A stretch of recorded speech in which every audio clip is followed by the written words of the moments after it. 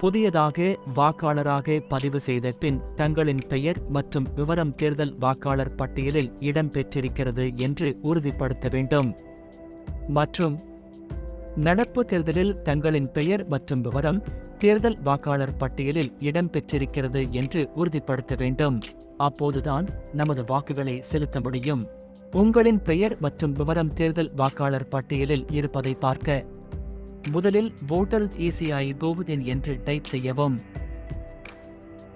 Election commission என்பதை தொடவும்.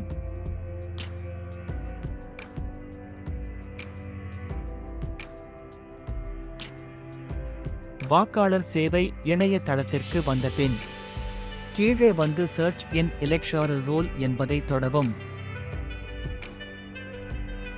3 விதங்களில் தேர்தல் வாக்காளர் பட்டியலில் பெயர் உள்ளதா என்று பார்க்கலாம்.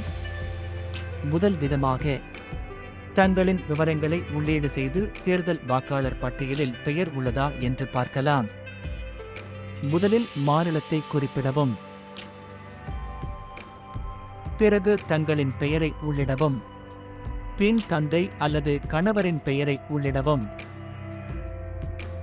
பிறகு பிறந்த தேதி அல்லது வயதை உள்ளிடவும். பின் பாலினத்தை குறிப்பிடவும்.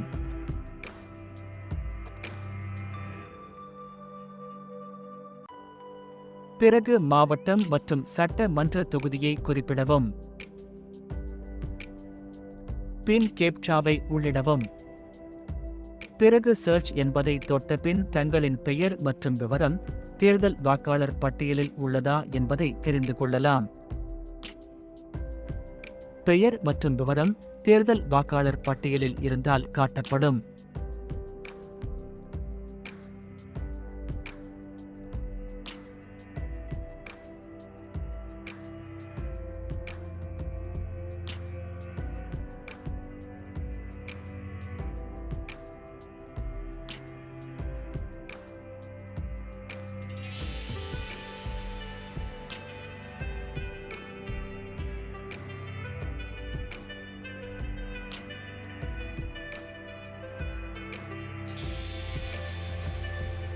இரண்டாவது விதமாக,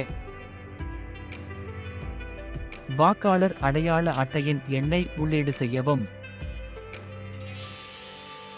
மற்றும் மாநிலத்தை குறிப்பிடவும். பிறகு கேப்சாவை உள்ளிடவும். பின் சர்ச் என்பதை தொட்ட பின் தங்களின் பெயர் மற்றும் விவரம் தேர்தல் வாக்காளர் பட்டியலில் உள்ளதா என்பதை தெரிந்து கொள்ளலாம். பெயர் மற்றும் விவரம் தேர்தல் வாக்காளர் பட்டியலில் இருந்தால் காட்டப்படும்.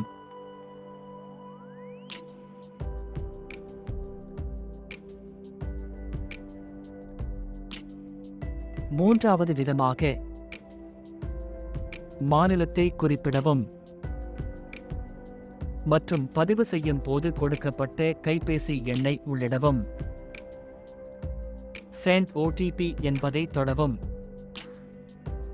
உங்கள் கைபேசி எண்ணிற்கு வந்த OTP-யை உள்ளிடவும். பிறகு கேப்சாவை உள்ளிடவும். பின் சர்ச் என்பதை தொட்ட பின் தங்களின் பெயர் மற்றும் விவரம் தேர்தல் வாக்காளர் பட்டியலில் உள்ளதா என்பதை தெரிந்து கொள்ளலாம். பெயர் மற்றும் விவரம் தேர்தல் வாக்காளர் பட்டியலில் இருந்தால் காட்டப்படும்.